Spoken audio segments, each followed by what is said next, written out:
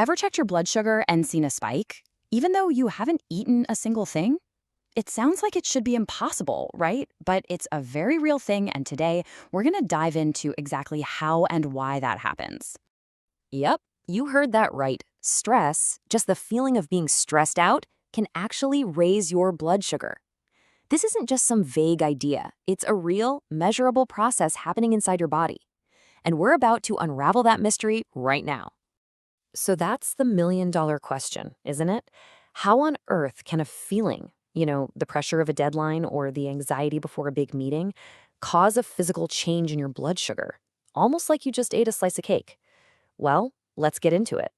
Okay, so why are we even talking about this? Why does this invisible spike from stress actually matter? Well, if you're someone who's focused on your metabolic health, understanding this connection is an absolute game changer. It's often the missing piece of the puzzle. Just think about your morning. You wake up, maybe the first thing you do is grab your phone and see a stressful work email. Then you're rushing to get ready, maybe you get stuck in traffic. That whole chain of events can trigger a blood sugar spike before you've even had a bite of breakfast. It's the perfect example of this in action. So, how does a stressful thought actually become sugar in your bloodstream? It's time to pull back the curtain on what I like to call your body's emergency alarm system. And don't worry, the science behind it is fascinating, and we're going to break it down super simple. Let me introduce you to the main character in this story, cortisol. You've probably heard it called the stress hormone, but honestly, a better name might be the get ready for action hormone. Its whole job, from an evolutionary standpoint, is to get your body ready for immediate physical action, the classic fight or flight. It's an ancient survival tool. So here's how the chain reaction works, step by step. First, your brain senses some kind of stress, and this could be anything, a real physical danger or just a really annoying email. Second, your brain tells your adrenal glands to release cortisol. Third, that cortisol travels to your liver and basically shouts, "Hey, we need energy right now." And your liver responds by dumping its stored sugar, which is called glucose, right into your bloodstream. And the results, your blood sugar levels rise, giving you a quick hit of fuel. Really, the best way to think of this is as your body's emergency fuel release system. If you were actually facing a saber-toothed tiger, you'd need that instant energy to run away or fight. For those kinds of short-term threats, the system is brilliant. It's flawless. But, and this is a big but, here's the problem in our modern world. That same ancient survival system, designed for those short, intense dangers, is now being triggered all day, every day by our modern chronic stressors. And that's where things start to go wrong. And this slide really breaks it down perfectly. On one side, you've got acute stress, swerving your car to avoid an accident. You get a surge of cortisol or release of sugar, you use that energy in that moment, and then your body goes back to normal. That's actually helpful. But on the other side, you have chronic stress, that constant low-grade drip, drip, drip of work deadlines, traffic jams, and worrying about bills. Your body keeps releasing that emergency sugar, but you're not running from anything. You're just sitting at your desk. And this constant state of alarm can have some pretty serious long-term effects. When your bloodstream is always flooded with sugar, your cells start to get overwhelmed. It's like they get tired of hearing the alarm bell, so they start to ignore insulin's signal to take in that sugar. Over time, this can lead to what we call insulin resistance, which is a key factor in a lot of metabolic health issues.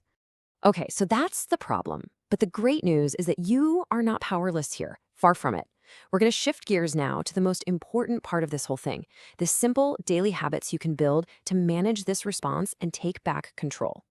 But before we jump into the solutions, let's just do a quick, honest self-check. As I go through these next few points, just ask yourself if any of these habits sound a little familiar. A lot of us are doing these things without even realizing the impact they're having. So, do any of these ring a bell? Grabbing your phone the second you wake up and just flooding your brain with stressful news or work emails, skipping lunch because you're too busy, or maybe relying on that third cup of coffee just to make it through the afternoon, or just not getting enough good quality sleep. Look, these aren't moral failings. They are super common habits that just happen to keep our body's stress alarms switched on. And here is the best part of all. You do not need some massive, stressful life overhaul to fix this. Not at all. The most powerful strategies are actually the small, practical habits that you can just weave into your day. It's all about finding a little more balance, not adding more to your to-do list. So what does this actually look like? Well, it could be as simple as taking a 5-minute walk in the morning instead of looking at your phone, or trying a simple breathing exercise like box breathing when you feel that tension building at work. Things like prioritizing sleep, eating regular meals. Each of these small things sends a powerful signal to your nervous system that says, hey, we're safe, you can turn off the alarm.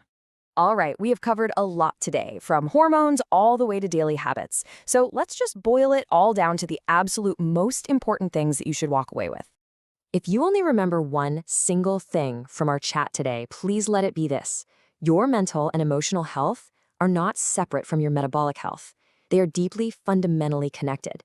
And that means managing your stress is just as important as what you eat or how you exercise. So let's recap with these 3 simple points. Number 1, stress alone can spike your blood sugar. Fact. Number 2, cortisol is that key messenger hormone that tells your liver to release that emergency fuel. And number 3, and this is the most important one, you have the power to manage this whole system through small, consistent daily habits.